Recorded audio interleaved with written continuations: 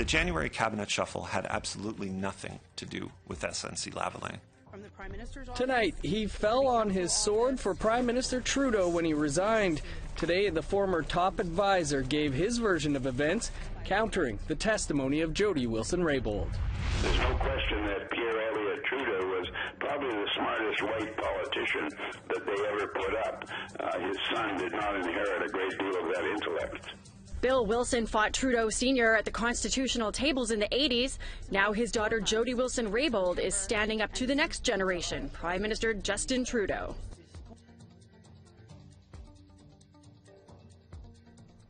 Good evening. Welcome to APTN National News. I'm Dennis Ward. And I'm Melissa Ridge, and it was another big day in Ottawa today as Gerald Butts, Prime Minister Justin Trudeau's closest friend and former advisor, testified before the Justice Committee looking into the SNC-Lavalin affair. Along with Butts, Michael Wernick, the clerk of the Privy Council, made his second appearance before the committee. All of this follows last week's testimony of former Justice Minister and Attorney General Jody Wilson-Raybould. APTN's Amber Bernard was following the day's events and has this story. Running about 20 minutes late, Gerald Butts takes his seat at the Justice Committee and starts with a statement. I am fully aware that two people can experience the same event differently. At issue is a dinner that Butts had with Jody Wilson-Raybould at the end of July of 2018. Wilson-Raybould says Butts put pressure on her to reconsider intervening in the criminal case of SNC-Lavalin. Butts disagrees. I believe that the minister shared my interpretation of our dinner, and I only quote these messages so you can appreciate why I was so surprised to hear months later that the minister experienced that dinner as pressure. I do not see how our brief discussion of that file constituted pressure of any kind. The former advisor to Prime Minister Justin Trudeau requested this appearance to respond to testimony that former Justice Minister and Attorney General Jody Wilson-Raybould gave this same committee a week ago. She told the committee that she faced veiled threats if she did not intervene in a criminal case against SNC-Lavalin, and that Butts was one of the 11 people putting pressure on her.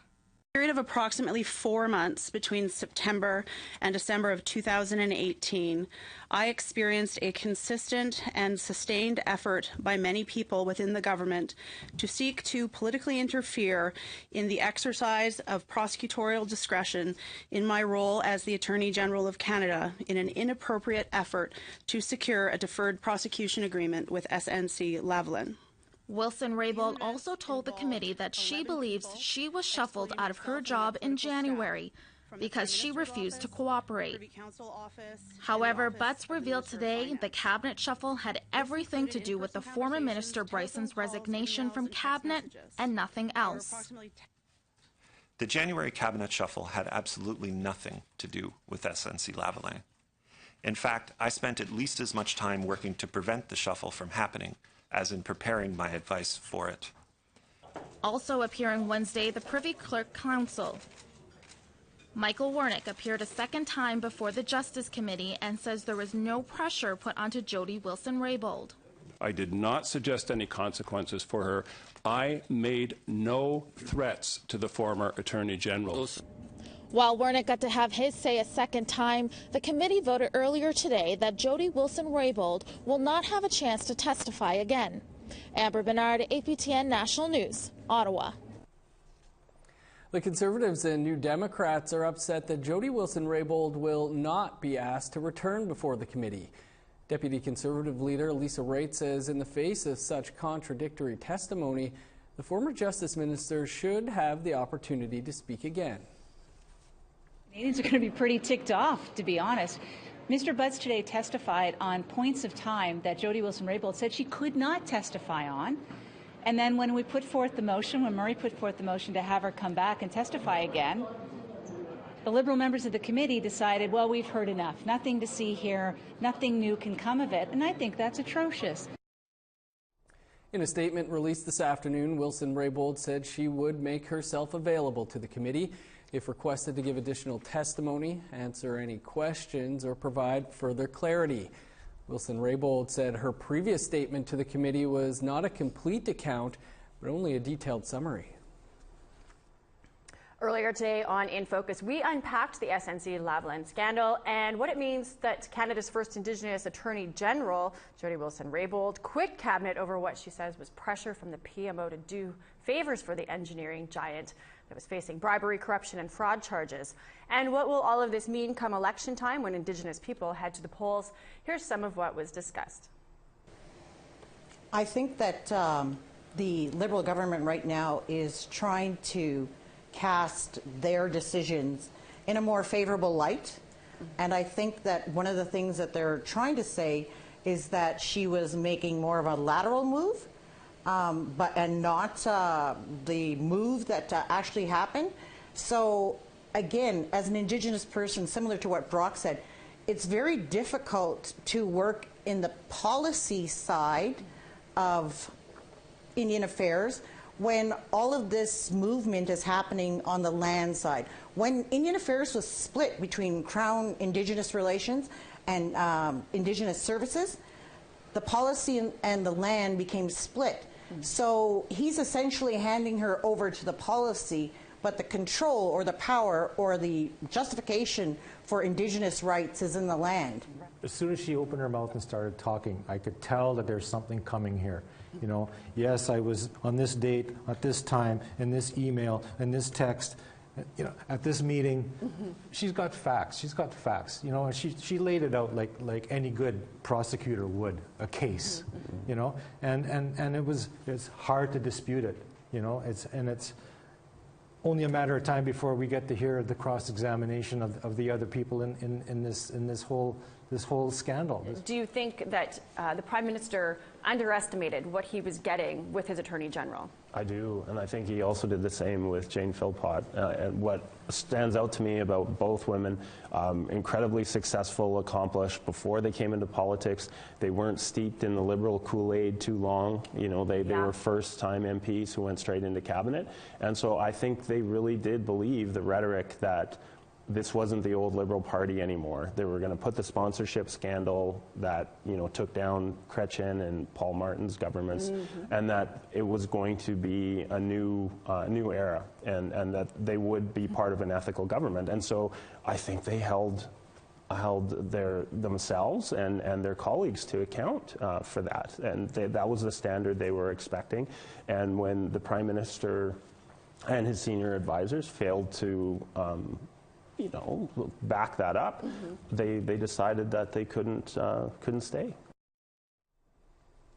It was quite an episode of In Focus today, especially when Bill Wilson joined us to provide his opinion on this matter. We'll hear more from the longtime leader and father of Jody Wilson-Raybould after the break. You won't want to miss that. But first, here's a look at Thursday's weather forecast.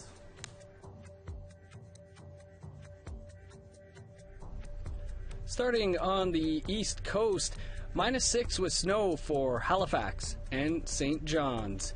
In Nain, 7 below with snow, -15 and snow for Happy Valley, Goose Bay.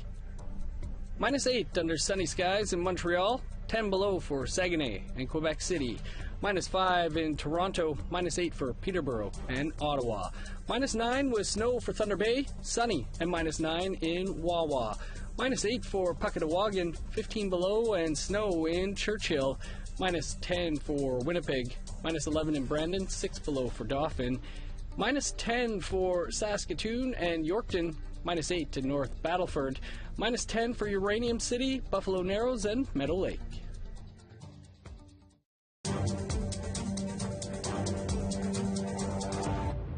Welcome back. Chief Bill Wilson of the Wee-Wee-Kay Nation in British Columbia was influential in amending the Constitution Act in the 80s to enshrine Indigenous rights. He was part of an Indigenous leaders group crossing swords with then Prime Minister Pierre Elliott Trudeau to get that done. Chief Wilson is also the father of Jody Wilson-Raybould, former member of Prime Minister Justin Trudeau's cabinet, who is at the center of the SNC-Lavalin scandal. Chief Wilson joined In Focus today and had much to say about the current Prime Minister and what he says is a smear campaign to save corporate giants and political elites at the expense of an Indigenous woman. Here's that interview. It's kind of business as usual for your family to be battling prime ministers, especially a Trudeau. Do you think that this prime minister underestimated what he was getting when he appointed Jody Wilson-Raybould to his inner circle? I don't think there's any question about the fact that he seems to have kind of a chauvinistic attitude towards women, even though he set the example of bringing in half of his cabinet. Clearly, what has happened to Jody, now reinforced and supported by what has happened to Ms. Philpott, indicates, some kind of disconnect. And whether it's the Prime Minister personally or the aides around him, I did watch Mr. Butt today and got a little tired of him and tired of Warnick, and it's obvious to me that, instead of taking the high road and apologizing because they made a mistake, they've taken the low road for muck and mire, and they're trying to discredit Jody. They will have a hard time doing that, and they'll certainly have a hard time discrediting Jane Philpott. It seems to me that he is the captain of the Titanic, and he has a bunch of psychopathic cabinet ministers scrambling around him, and hasn't learned the warning yet that the ship is headed for an iceberg. Well, and you've got a lot of experience dealing with the Prime Minister's father, Pierre Trudeau. So as you're watching this all unfold, what are your thoughts about the quality of the character of this Prime Minister, kind of in light of what you know about his dad? Well, I certainly appreciate and admire the efforts that Jody has been making, but you can't compare this Prime Minister to his father. His father was, I did not like him, a lot of Canadians did not like him, but there's no question that Pierre Elliott Trudeau was probably the smartest white politician that they ever put up. His son did not inherit a great deal of that intellect. You had said when this first began, I read a quote from you that says, I think she was kicked in the teeth. So explain to me, going back to the beginning of this scandal, as you're watching it unfold, can you walk us through how you're perceiving all of this? Well, like I say, it was no surprise to me that she did resign. I was in my eye surgeon's office when it took place, and my wife informed me, but it's unfolded pretty much as I stated, and as I put on Facebook. It's almost like I wrote the script for it, and some stupid people, including former Liberal Party cabinet ministers and journalists, have said that I've been pulling strings from my daughter all the way here from Campbell River, which is complete and absolute baloney.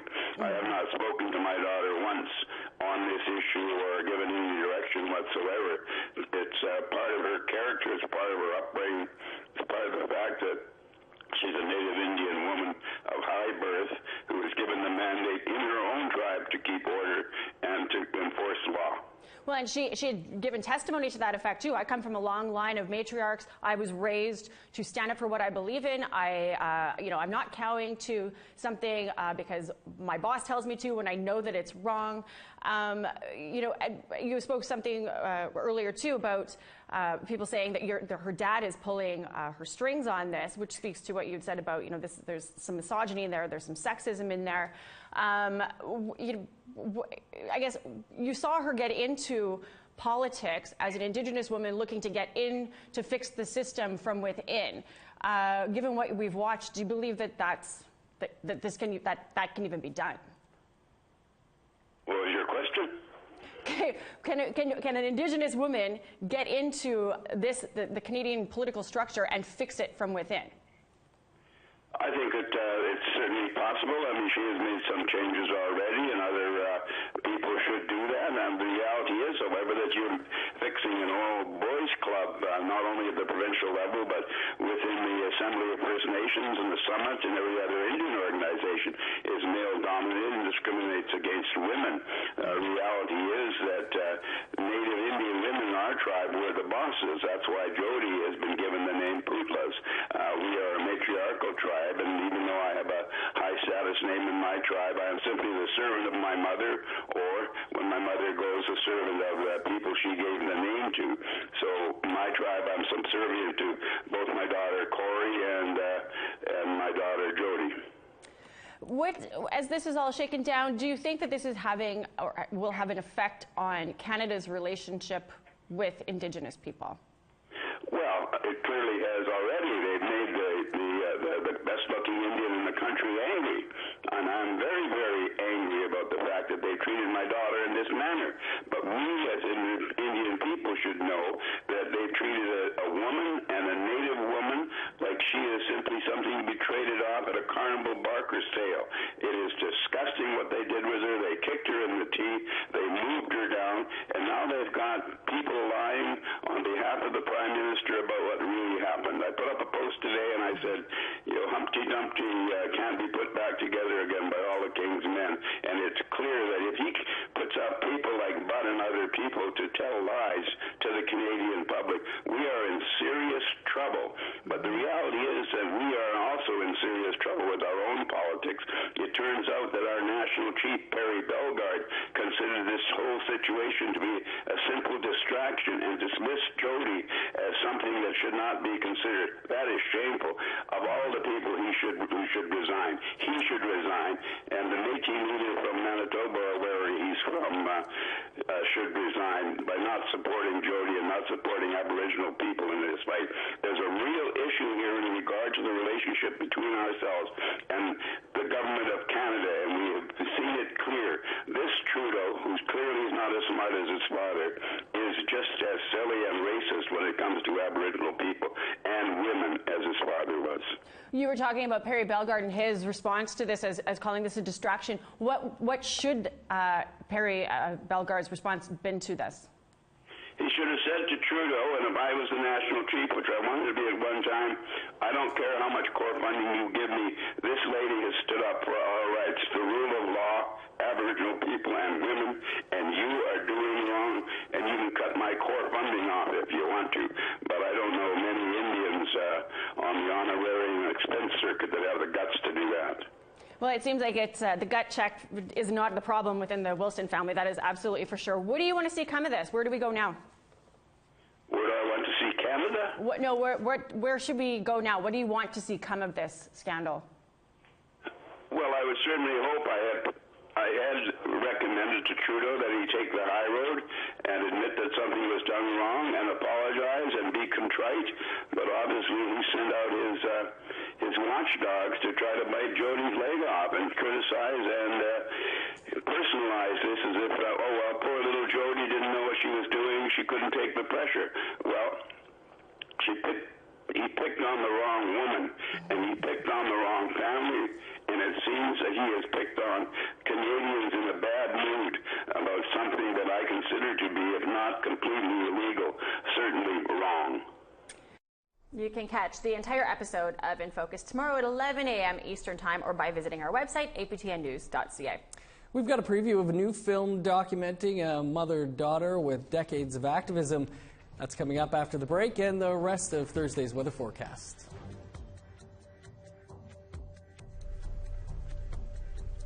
Picking back up in northern Alberta, sunny skies, -12 for Peace River, -11 for Grand Prairie, 3 below for Medicine Hat, +2 and sunny in Lethbridge, +5 with a rain-snow mix for Victoria, +6 in Vancouver and Tofino, -6 under sunny skies for Fort Nelson, +6 in Prince Rupert, -8 with snow in Old Crow, -6 under sunny skies for Whitehorse, -5 in Fort Liard and Trout Lake, 11 below in Yellowknife, -15 with snow for Sax Harbor, 13 below and snow in Paulatuck, -25 in Repulse Bay, -24 for Whale Cove, -30 in Resolute, -27 in Joe Haven.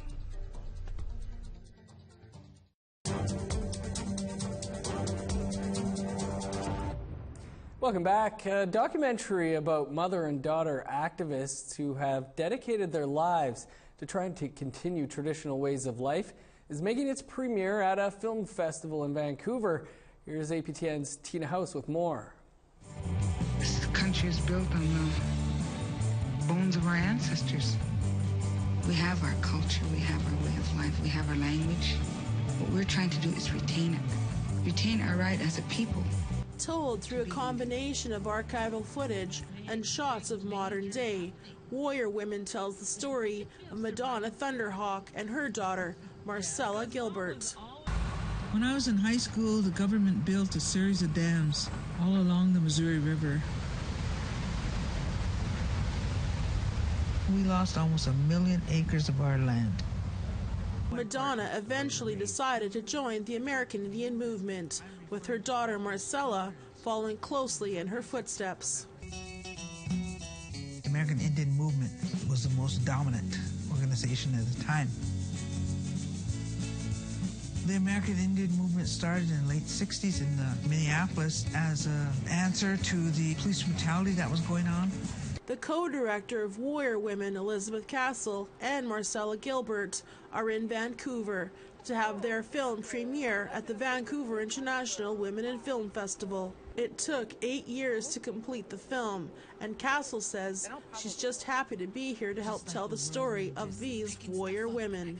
I wanted to hear these stories from women who seem to change everything with seemingly nothing. You know, when you just think of their political power and position, and I was just like, how did these women bring back this cultural revitalization, or the things that I knew at the time? And I was just like, I just want to go hear those stories. And it was that curiosity that led into the making of the film.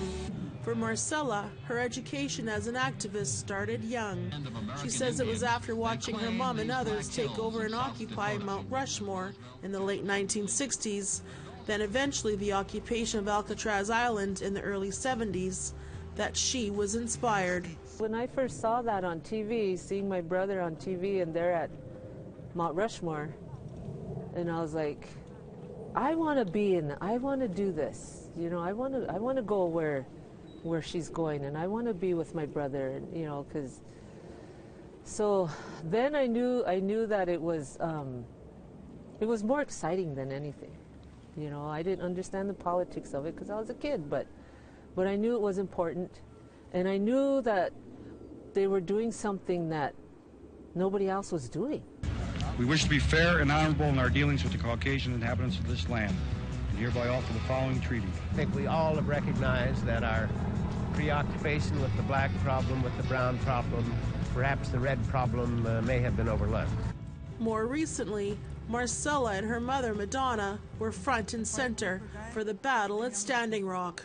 And the true history of the colonization of America is way more than Columbus being lost. And, it's almost like, I just hope that the audience realizes that, hey, wait a minute, how come I don't know this? I'm from this country. How come I don't know this history? It's the land. The land is priceless. Warrior Women is currently on tour at film festivals across North America. Tina House, APTN National News, Vancouver. Incredible archival footage in that documentary. It looks really good. No kidding. That's your APTN National News for this Wednesday. For more, visit our website, aptnnews.ca. That's where you could find and watch the entire episode of Today's in Focus, where we put the resignation of Jody Wilson-Raybould under the microscope. I'm Melissa Ridgen. Have a great night. And I'm Dennis Ward. Have a great night. We'll see you back here tomorrow.